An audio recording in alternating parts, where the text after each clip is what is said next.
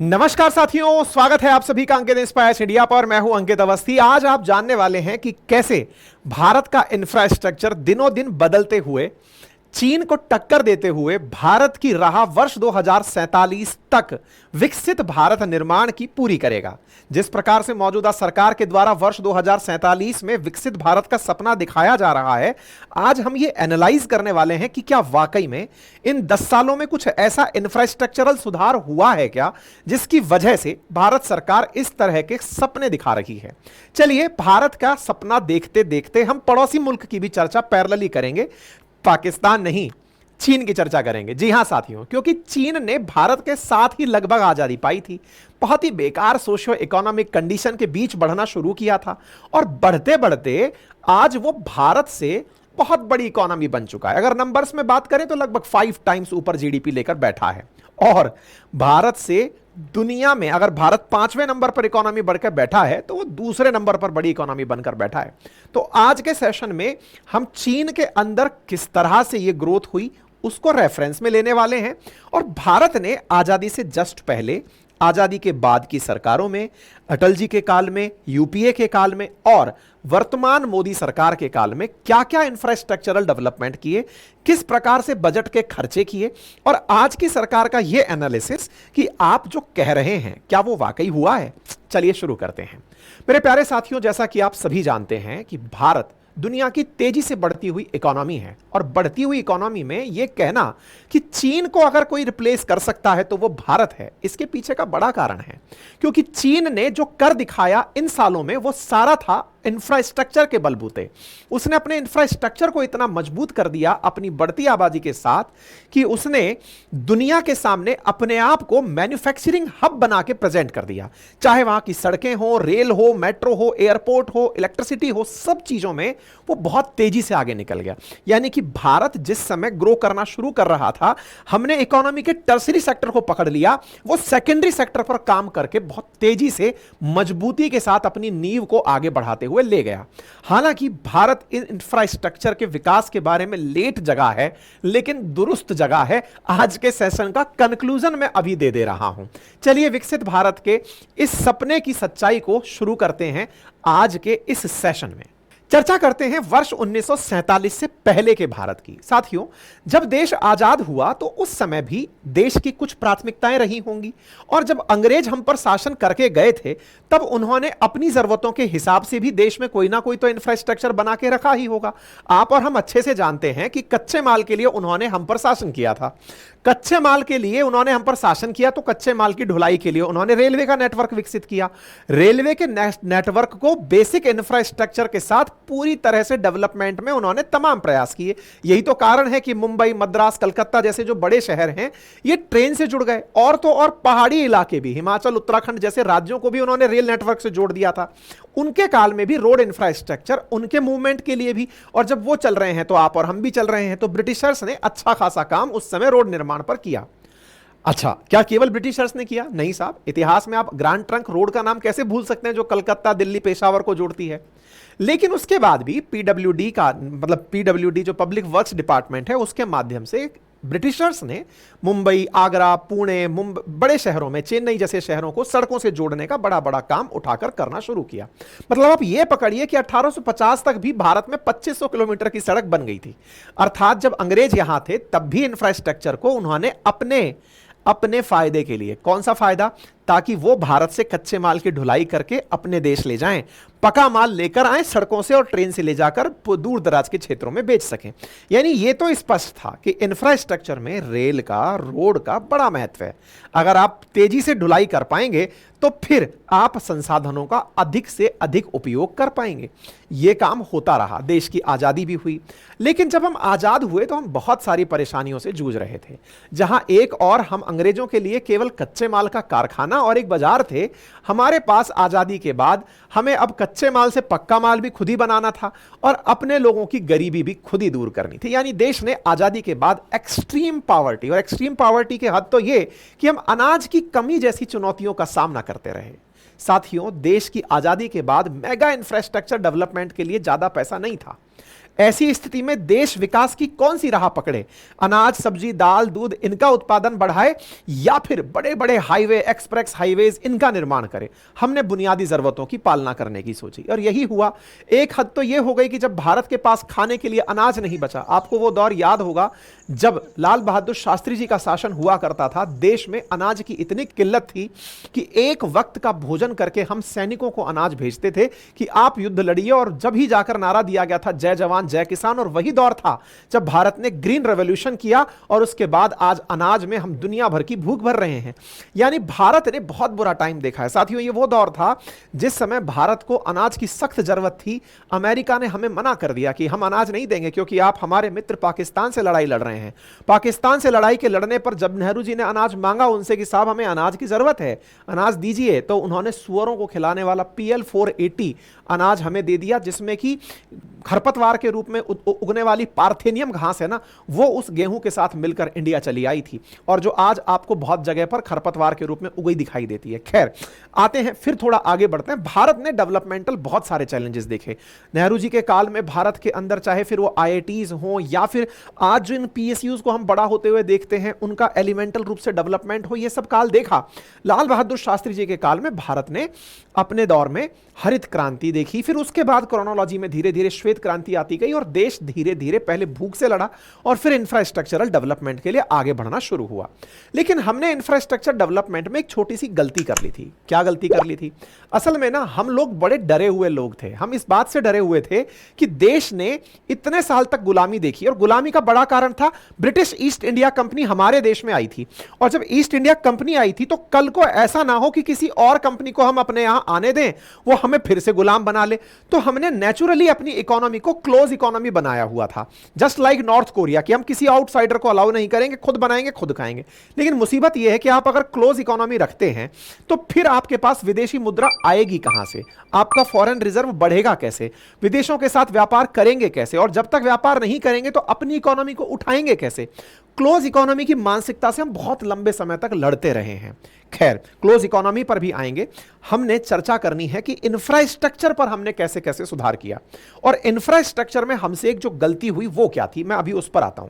मेरे प्यारे साथियों, इंफ्रास्ट्रक्चर की शुरुआत मानी जाती है 1934 के अंदर इंडियन रोड कांग्रेस के गठन के साथ, जिसने 1943 में इंडियन रोड डेवलपमेंट कमेटी की जयकार कमेटी के साथ 20 साल का रोड डेवलपमेंट का प्रोजेक्ट बनाया, जिसमें 1943 से 63 के बीच में रोड नेटवर्क को 5,32,000 किलोमीटर तक बढ़ाने का लक्ष्य रखा। 1961 में इस प्लान को अगले 20 साल के लिए भी लॉन्च कर दिया गया कि रोड नेटवर्क को डबल किया जाएगा। लेकिन इन चीजों के बावजूद भी इंफ्रास्ट्रक्चर जस का तस खड़ा रहा, क्योंकि बिना पैसे के काम कहां होता है साहब, और इंडिया ऑलरेडी इकोनॉमी की बड़ी स्थितियों से गुजर रहा था। हालांकि हम में बहुत ज्यादा जिजीविषा थी, बहुत ज्यादा दृढ़ता थी, हमने विकास के लिए चुनौती को स्वीकार किया था। जो लोग हम पर यह सोचते थे कि एक दिन भारत फेल हो जाएगा, हमने उनके सामने अपने आप को खड़ा करके दिखाया था। 1952 की फ्रेट इक्वलाइजेशन पॉलिसी ने इसमें शुरुआती लाभ तो दिया, लेकिन उसने हमें बहुत ज्यादा नुकसान दिया। क्या नुकसान दिया? असल में क्या था कि भारत ने यह सोचा कि जिस तरह अंग्रेज समुद्री मार्ग से व्यापार करते हैं, तो क्यों ना हम भी समुद्र के किनारे कुछ शहरों को विकसित करें और ऐसी जगहों को विकसित करें जहां से मतलब एक्सपोर्ट भी आसानी से हो जाए और उसके आसपास उपलब्ध इंफ्रास्ट्रक्चर का सही से उपयोग किया जाए। तो कच्चा माल मान लीजिए कि हमारा निकल रहा है बिहार, झारखंड, उड़ीसा में, तो इस कच्चे माल को ले जाने के लिए सरकार ने कहा कि आप चिंता मत करिए, यहां से लेकर आपकी फैक्ट्री तक की माल ढुलाई को सरकार देखेगी। फ्रेट इक्वलाइजेशन पॉलिसी के तहत हमने बहुत सारे कोस्टल सिटीज डेवलप कर लिए, क्योंकि फैक्ट्री वालों ने अपने अपने हिसाब से अपनी अपनी जगह पर बसाना शुरू कर दिया।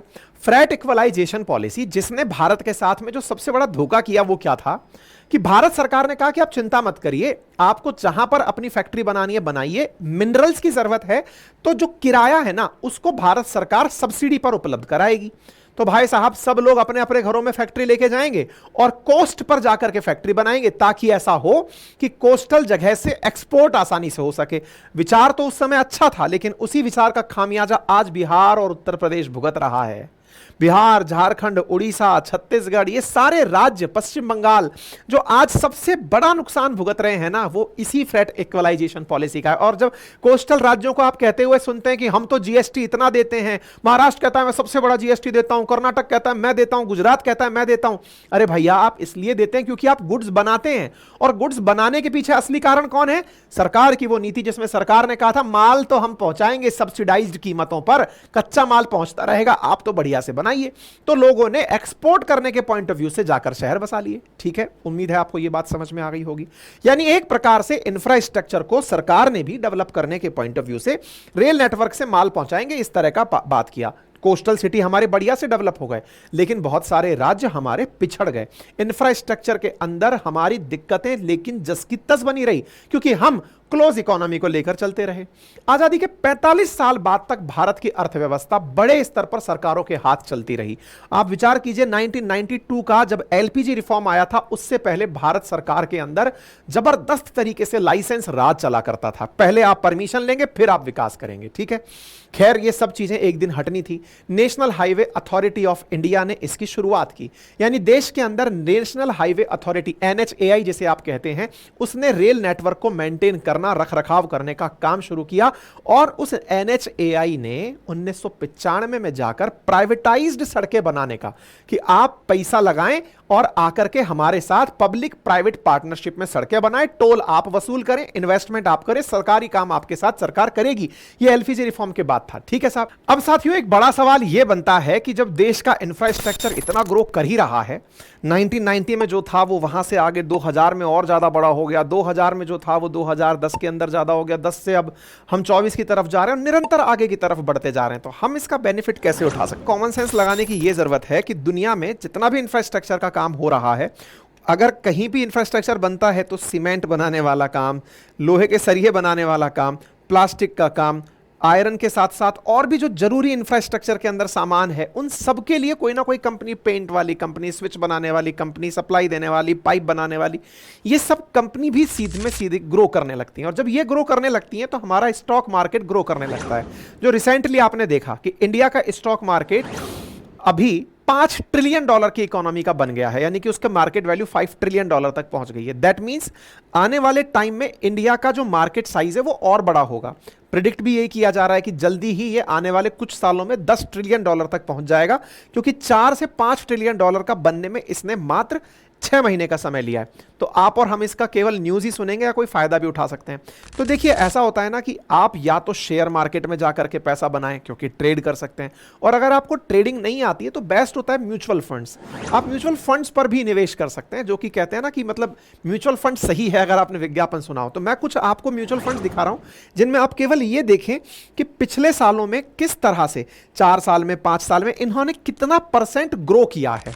जब इतना परसेंटेज इन कंपनीज ने जो इंफ्रास्ट्रक्चर से जुड़ी हैं ये ग्रो कर रही हैं, तो दैट मींस कि आने वाले समय में इंफ्रास्ट्रक्चर सेक्टर में जैसे जैसे इंडिया ग्रो करेगा, तो इंडिया के ग्रोथ के साथ साथ ये कंपनी के स्टॉक भी ग्रो करेंगे। बाकी मर्जी आपकी होती है कि आप अपने इस यात्रा में, जब देश ग्रो कर रहा हो, आप कैसे ग्रो करें। आपके अपने तरीके हो सकते हैं। आप अपनी कंपनी डालकर बैठ जाएं, ऐसा ही काम करना शुरू करें, लेबर सप्लायर बन जाएं, या कोई बड़ा टेंडर आप उठा लें, या फिर कोई बड़ी मशीनरी आप ले आएं, जो जिसको जैसे समझ में आए। इस पूरी यात्रा में आप भागीदार बन सकते हैं।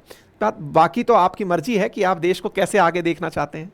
लेकिन एक चीज तो तय है, आप और हम अब तक जितनी भी चर्चा सुने हैं, उस चर्चा में कहीं ना कहीं ये तो आपके दिमाग में भी आ गया होगा कि जितने रिफॉर्म्स हैं वो रिफॉर्म्स अल्टीमेटली भारत को आगे बढ़ाने के लिए किए जा रहे हैं। चाहे एनएचएआई की स्थापना हो, चाहे श्वेत क्रांति हो, चाहे हरित क्रांति हो, चाहे भारत की फ्रेट इक्वलाइजेशन पॉलिसी हो, ये सब चाहते क्या है? देश का विकास हो।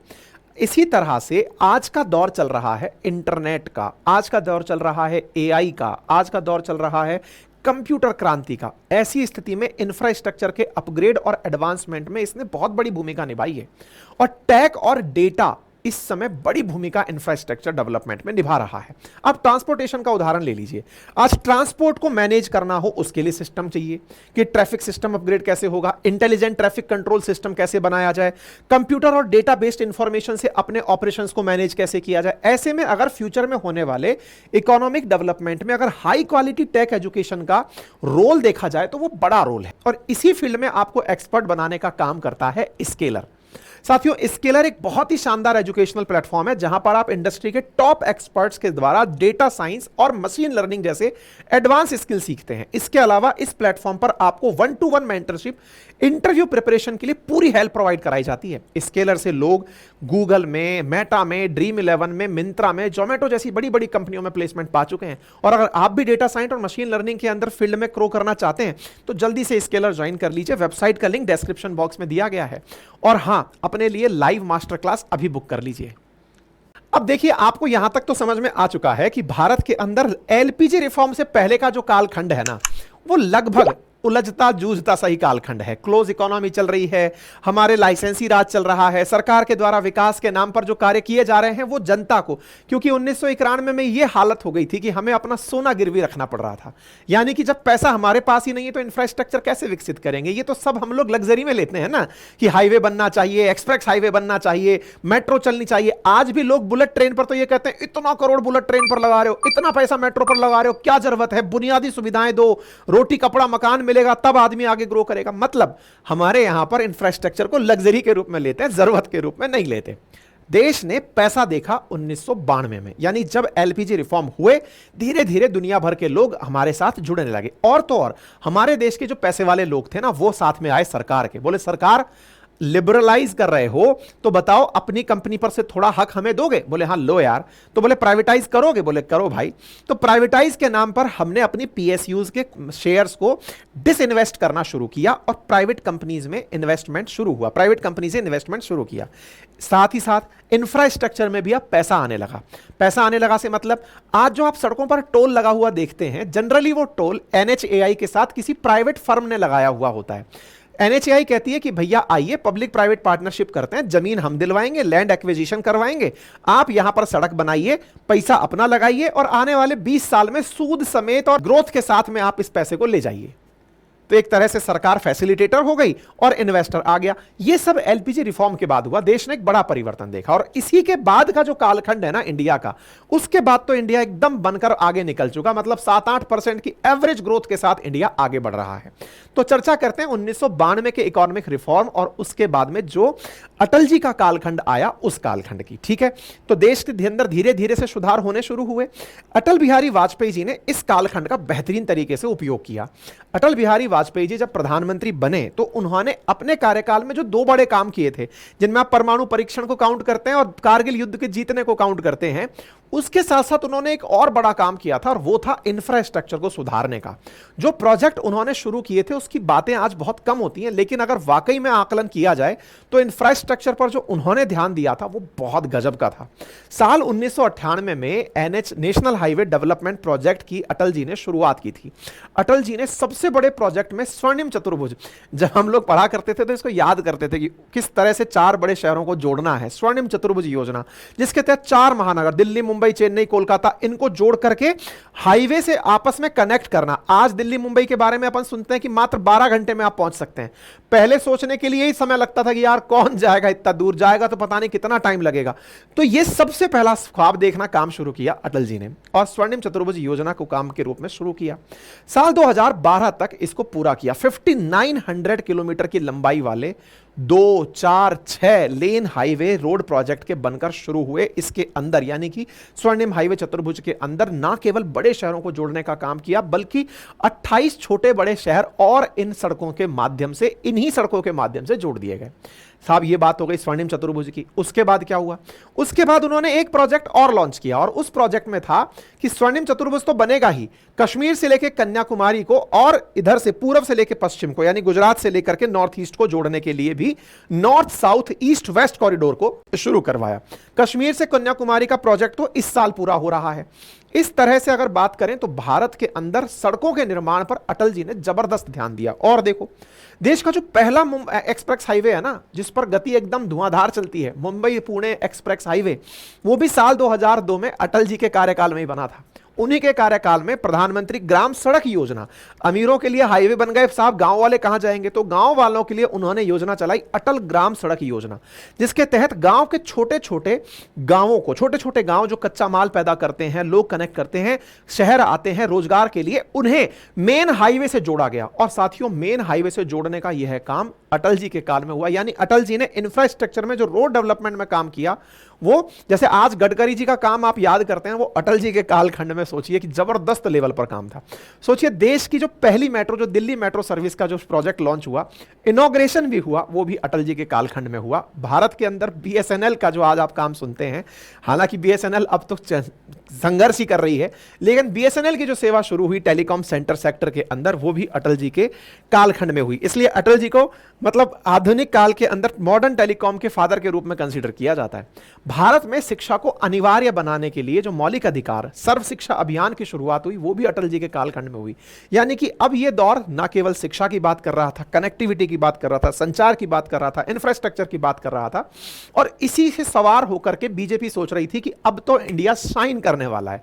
यही कारण है कि 2004 के आम चुनाव में जब बीजेपी चुनाव के लिए उतरी, तो उन्होंने शाइनिंग इंडिया कैंपेन चलाया कि भाई इंडिया शाइनिंग हो रहा है, और साहब शाइनिंग इंडिया के नाम पर हम वोट मांगेंगे, जनता को पता चलना चाहिए कि हमने कितना इंफ्रास्ट्रक्चर डेवलप कर दिया।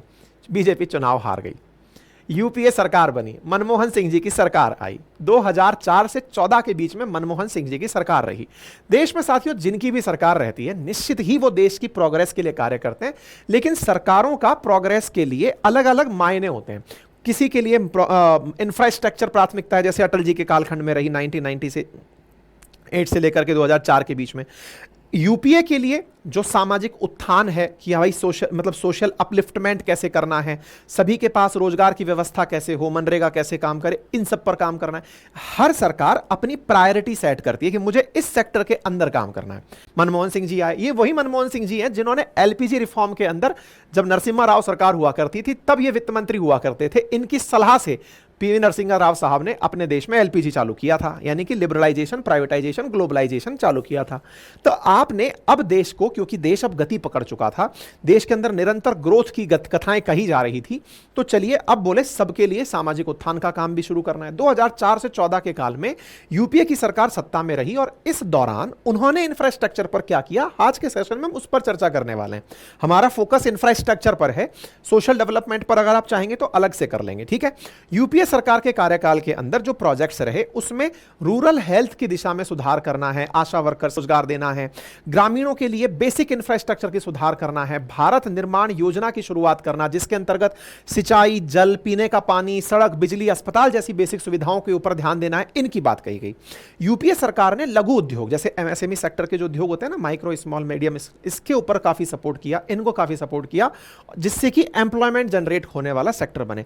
इंफ्रास्ट्रक्चर डेवलप होता है तो भी एम्प्लॉयमेंट क्रिएट होता है, एमएसएमई सेक्टर ग्रो करता है तो भी, क्योंकि अल्टीमेटली कोई भी चीज उत्पादित होगी तो ही वो इंफ्रास्ट्रक्चर का यूज करके, अगर आज बिजली नहीं है तो फिर कोई इंडस्ट्री नहीं चल पाएगी, अगर आज सड़कें नहीं है तो इंडस्ट्री से बना हुआ माल पोर्ट तक नहीं पहुंच पाएगा, अगर पोर्ट नहीं है तो एक्सपोर्ट कैसे हो पाएगा। सब चीजें इंटर रिलेटेड हैं। तो एक सरकार अगर कुछ बना रही है तो दूसरी सरकार वहां जाकर के अपने द्वारा प्रोडक्शन का काम कर रही है, ठीक है ना।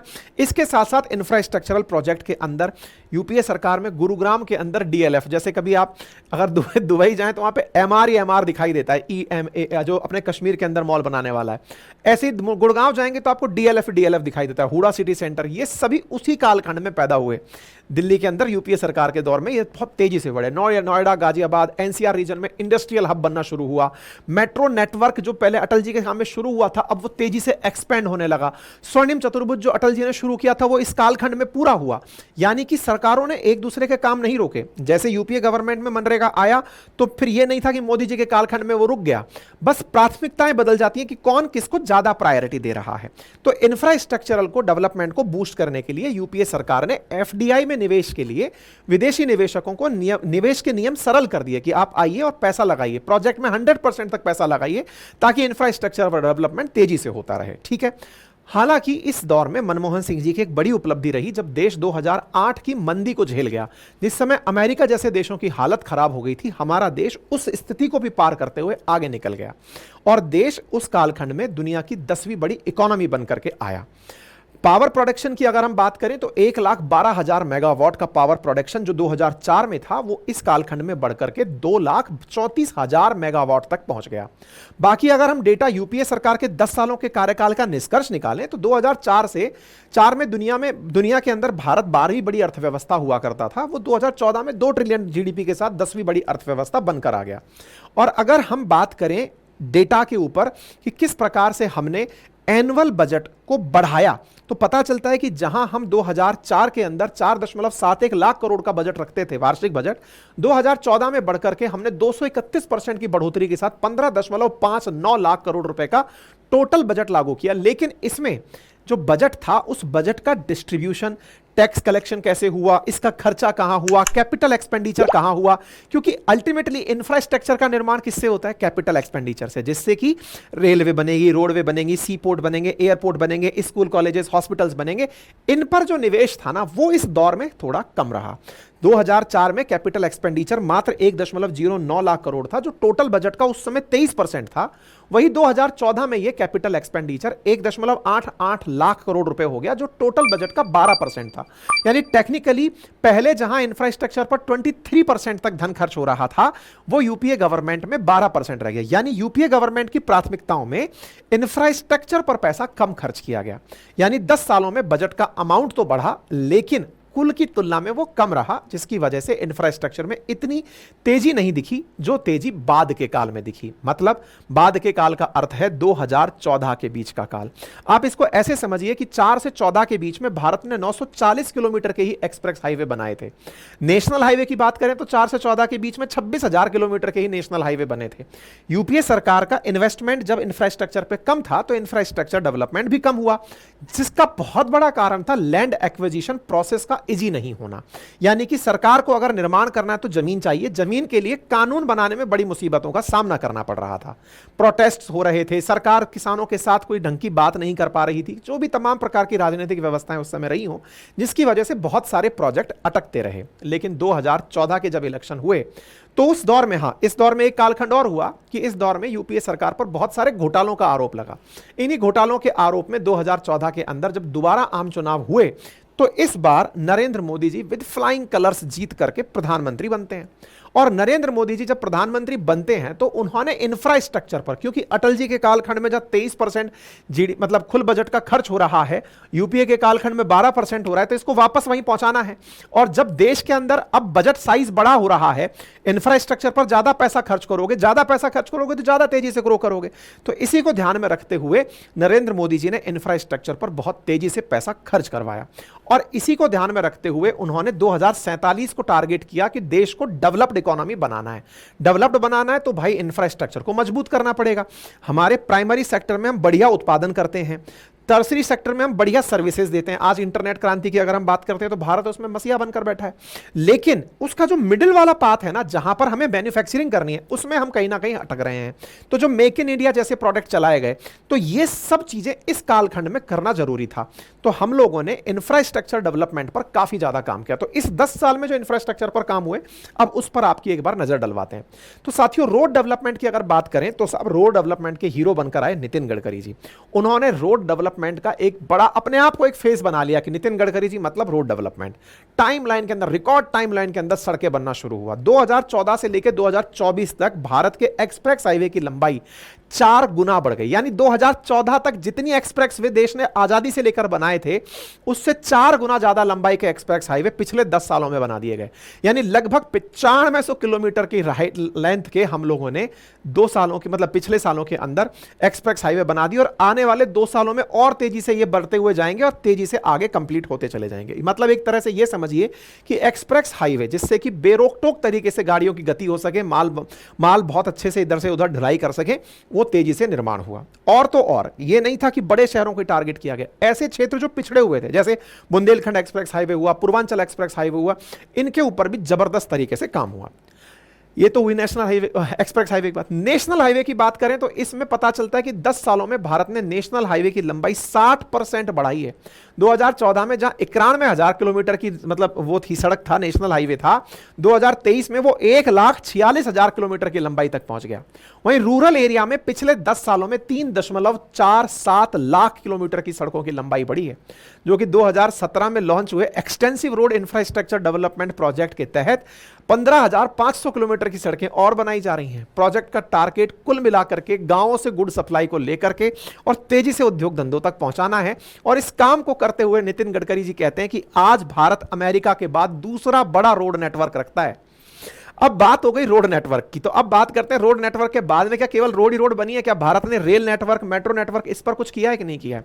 तो सुनिए साहब, भारत ने एक साहब बड़ी, जब से विदेशों के अंदर ट्रेन देखते हैं तो बड़ी सुंदर सुंदर सी ट्रेन दिखाई देती हैं, तो जो सेमी हाई स्पीड ट्रेनें हैं उसमें भारत ने वंदे भारत लॉन्च की।